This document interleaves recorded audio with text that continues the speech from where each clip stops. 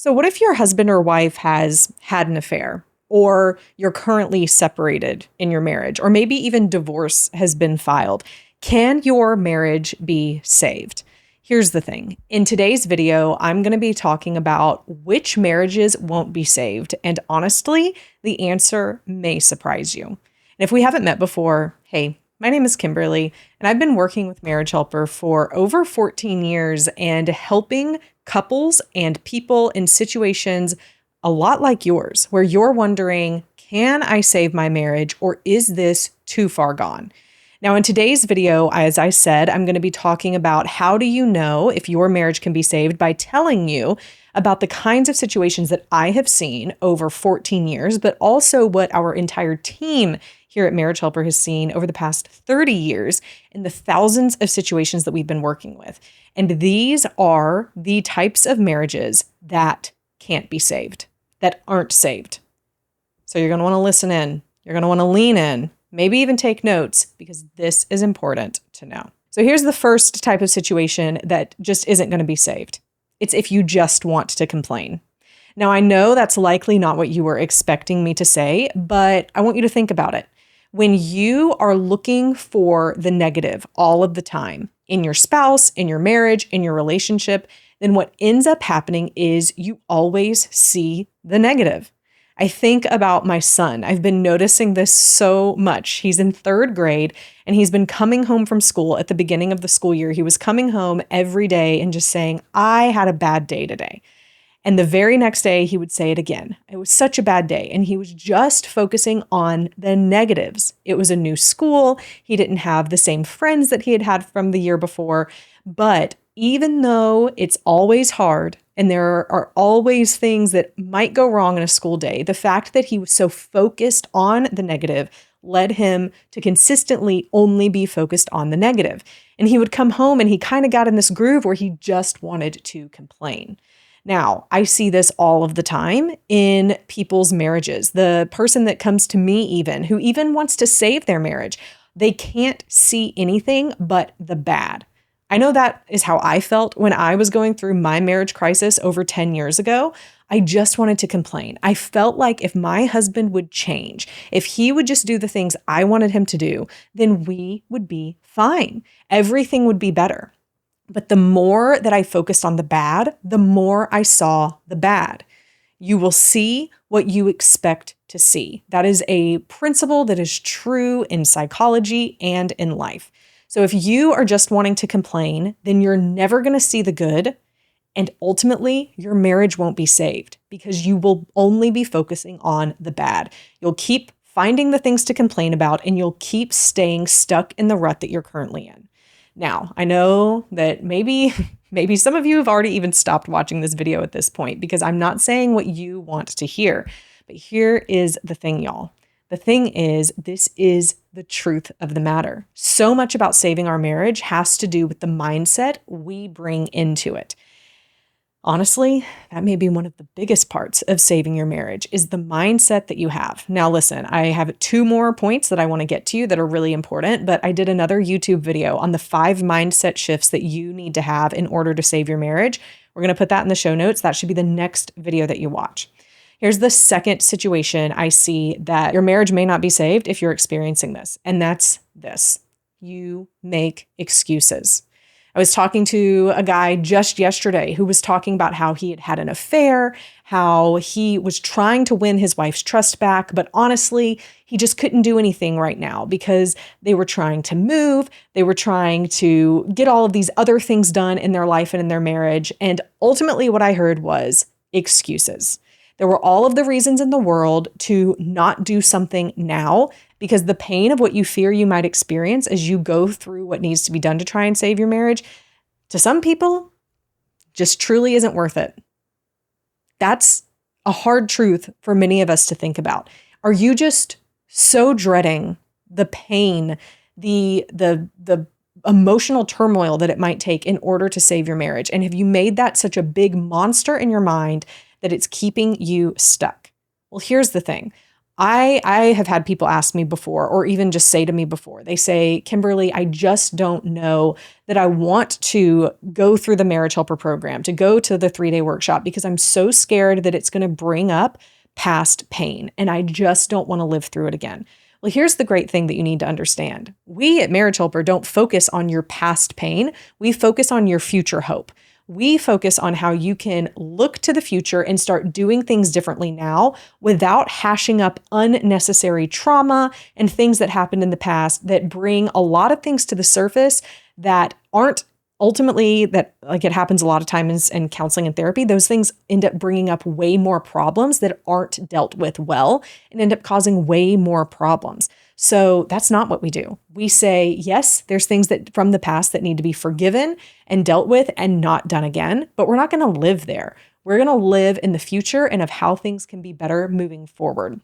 And so what you'll find when you come through the process that we take you through at Marriage Helper is that it is hope-filled. It is life-giving. It is actually change-based in the fact that it actually leads behaviors to change and the future to look different than the past looked for you. You'll find that it's actually not as painful as you think that it will be to go through the process.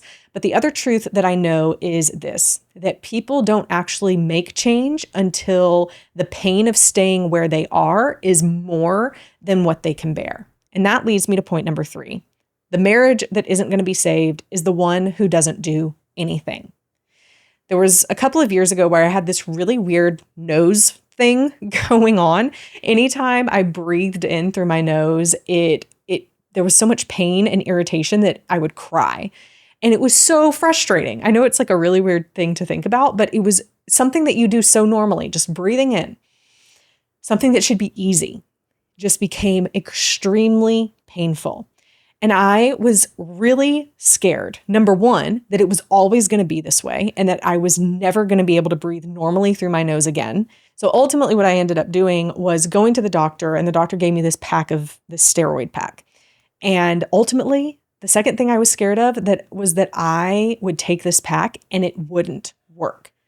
So I just left it on my kitchen counter for 2 days without taking it, just thinking, if I can do some home remedies, if I can just wait it out, then maybe things are going to get better, which didn't make any logical sense. I remember calling my dad and talking him through this process, and he said, Kimberly, why don't you just take the medicine? That's exactly what it's there for. And I said, because my ultimate fear is, what if I take it and it still doesn't work?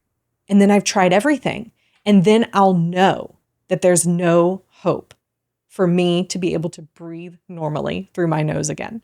Y'all, I know that sounds crazy, but think about it. How often is that true for our marriage as well? We don't go to counseling. We don't do that thing. Or maybe we did that thing in the past. We did counseling before. It didn't work. We did another program that said that it was going to save our marriage and wasted a bunch of money doing it, and it didn't work. And now you are hopeless because you've tried all of these other things in the past that said they would, but they didn't. And you're dejected. You're desperate. You're unsure who to even trust at this point, kind of like I was with that steroid pack. But here was what ended up happening. Finally, I said, you know what? What do I actually have to lose? And the answer was nothing. And I took the first pill and then the second, and within a day, I could breathe again. And guess what? It didn't come back. It actually worked. But I had to get to the point where the pain of what I was experiencing in the moment was greater than the fear I had about what to do next. And ultimately, I think that's where several of you are as well. Maybe you are in the point and the place right now where you're saying, I'm just still scared. Like my fear is greater than my desire for my life to be different. And nothing is going to change as long as you stay in that fear. As long as you stay still, and as long as you stop doing anything and don't do anything, things aren't going to get better. Things wouldn't have gotten better for me until I started to do something about it. And the same is true for you as well. So you may be surprised that I didn't say if your spouse is still in an affair, or if you're separated, or if your spouse has filed for divorce, or if you haven't had intimacy with each other for the past 5 years. None of those things I said, because I have seen situations that other people, other counseling, therapy options, other companies would have said, there is no hope for you. I've seen those marriages saved. So I believe there's nothing beyond hope. I believe there's nothing beyond repair, and that any marriage can be saved. But honestly, the number one thing that has to happen for any marriage to be saved, including yours, is you have to start doing something different. So what is that? Do you know what you need to do next? You probably don't. Otherwise, you would have already done it and you wouldn't be in this situation right now.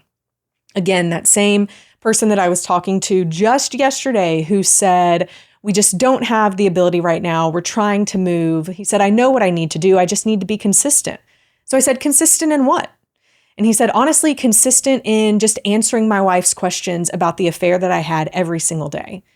And I was able to say, listen, that's the wrong thing to be consistent in. You're causing more damage doing the things that you think you should be doing, and it's making your recovery process even worse. You're not doing the right things, and so you're not going to get the right results. Maybe you should let professionals like what we do at Marriage Helper help guide you through the right things to do so that you don't cause more pain, so that you don't cause more turmoil, and so that you can actually see your marriage be saved and better than ever before. We work with 100 clients a month, and we would love for you to be one of them. We have an application process because we want to make sure that what we do is the best fit for you and that you are a great fit for us. If you are actually ready to start doing something different, submit your application. You'll see the link in the show notes below. We would love to see if we could possibly work with you and help make your marriage better than it's ever been, no matter what has happened. As long as you are willing, we have a beginning place for you where you can start and you can begin to see real results. When you submit that application, you're going to answer some questions, and then it's going to ask you to schedule a time to speak with someone on our team so that they can listen to you, hear you out, and help you see how we can help for you to see if it's a good fit for you. But here's what I know.